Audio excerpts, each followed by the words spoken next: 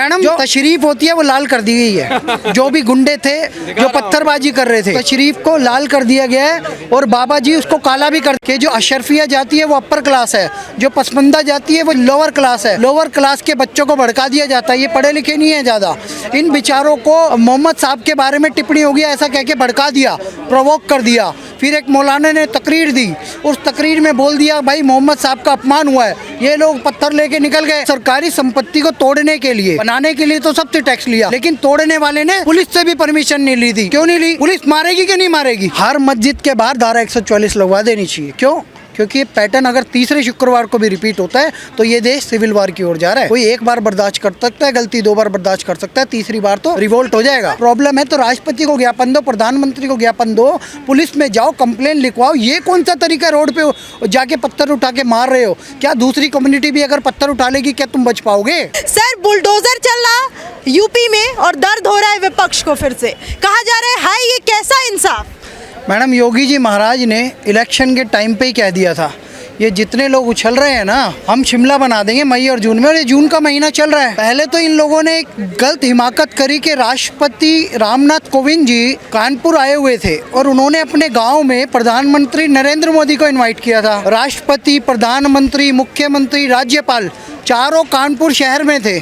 उसी समय पे इन्होंने प्रायोजित दंगा किया जुम्मे की नमाज के बाद। अब तो सबको पता चल गया शुक्रवार के बाद पत्थरबाजी हुई, और उसके बाद जिस व्यक्ति ने यह षड्यंत्र रचा कल उस पे घर पे बुलडोजर भी चढ़ गया।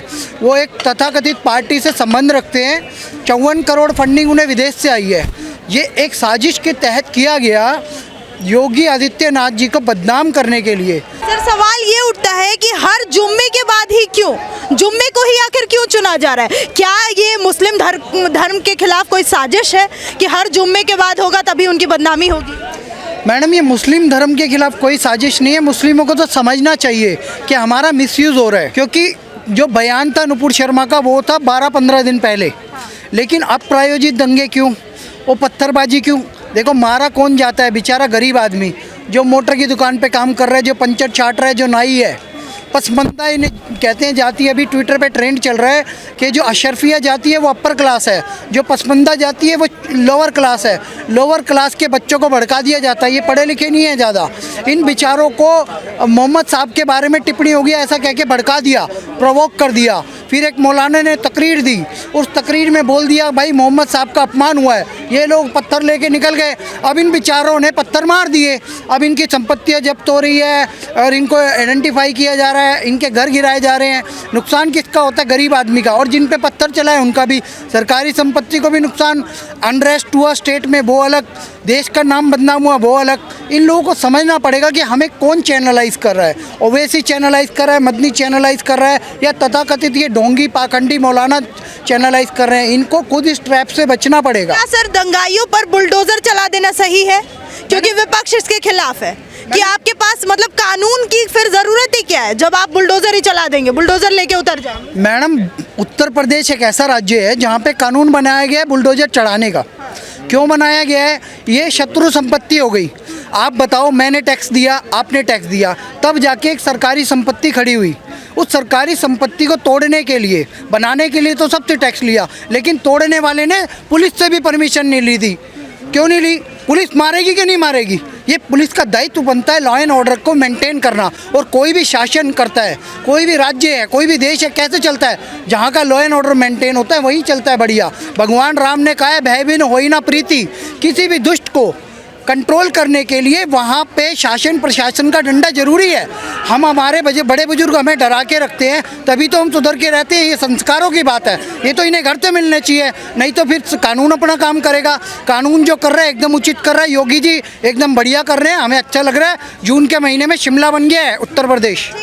लेकिन कुछ ऐसी तस्वीरें आ रही हैं सर जिनको देख के काफ़ी हैरानी होती है। जैसे कि आपने कुछ वीडियोस देखी होंगी जिसमें छोटे छोटे बच्चे सर 4-5 साल के नुपुर शर्मा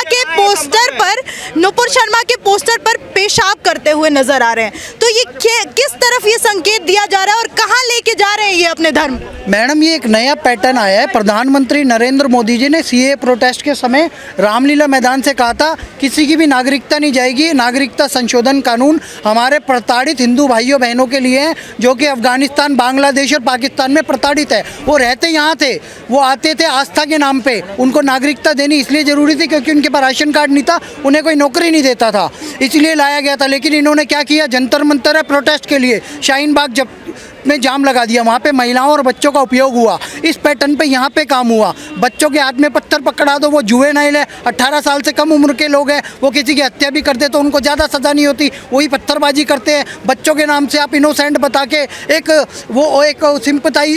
सिंपैथी गेन कर सकते हो। एक तरीके का ये षड्यंत्र है मौलवियों का, बच्चों को उपयोग करने का, महिलाओं को उपयोग करने का। ये पर योगी आदित्यनाथ जी के सामने ये षड्यंत्र चलेगा नहीं, बच्चों का पैटर्न यहाँ पे चलेगा नहीं। हम सर अभी हमने देखा यूपी के 8 शहरों में इस तरह की घटनाएं देखने को मिली, तो क्या जो एक खौफ बना रहे थे बाबा अपने बुलडोजर का, तो खौफ खत्म हो गया है क्या अब यूपी में? मैडम अब तो बाबा ने कल ट्वीट कर दिया ना, कार्रवाई अब होगी, कार्रवाई अब होगी। मैडम जो तशरीफ होती है वो लाल कर दी गई है। जो भी गुंडे थे जो पत्थरबाजी कर रहे थे उनको तशरीफ को लाल कर दिया गया है और बाबा जी उसको काला भी कर दिए थे। वहाँ पे पिटाई हो चुकी है उनकी और होती रहेगी। और इन लोगों को समझना होगा, मौलाना मौलवियों के भड़कावे में जाके काम नहीं करना होगा। इनको ये सोचना होगा शुक्रवार की नमाज के टाइम हम जाएं तो हम चुपचाप अपना इबादत करके वहाँ से शांति से चले जाएं, किसी पे पत्थर ना फेंके, कानून व्यवस्था को ना बिगाड़े। सर योगी सरकार कहा करती थी कि यूपी में बाबा का खौफ है क्योंकि यहाँ पे बाबा का बुलडोजर चलता है, लेकिन अभी बीते दिनों से जितनी भी घटनाएं हो रही हैं यूपी में खास करके हो रही हैं, तो क्या बाबा के बुलडोजर का खौफ खत्म हो गया है यूपी में? मैडम खौफ ख़त्म नहीं हुआ, ये संयम का परिचय लिया गया है और ये संयोग नहीं प्रयोग है और इस प्रयोग को बाबा जी अब विफल कर देंगे। वो कैसे करेंगे, अब इनकी संपत्ति भी जब्त होगी, इनके पूरे रिकॉर्ड तय होंगे, इनकी नौकरियां भी छीनी जाएंगी और इनको ऐसी सज़ा दी जाएगी कि यूपी में दोबारा कोई दंगा करने के लायक नहीं रहेगा। योगी जी महाराज ने कल स्पष्ट संदेश दे दिए हैं, हर जनपद में अलर्ट कर दिया, हर डिस्ट्रिक्ट में अलर्ट कर दिया, पूरे प्रशासन को एकदम अलर्ट कर दिया, एक भी दंगाई बचना नहीं चाहिए, पूरी इंक्वायरी करो और आगे से दंगा नहीं होना चाहिए।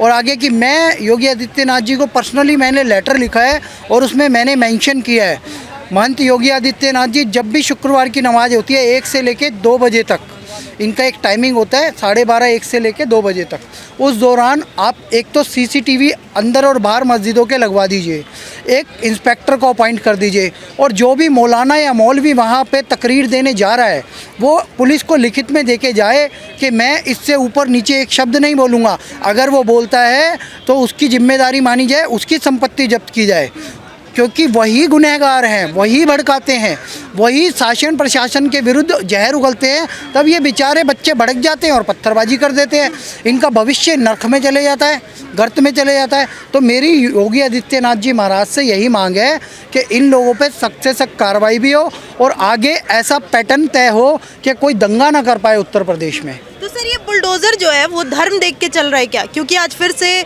ओवैसी भी सामने आके यही बात बोल रहे हैं, अखिलेश यादव भी यही बात बोल रहे हैं। और जो आपने देखा होगा प्रयागराज के जो आरोपी जावेद पंप, उनका 2 मंजिला इमारत गिरा दी गई सर खड़ी खड़ी, तो उसको लेके भी कहा जा रहा है हाय ये कैसा इंसाफ।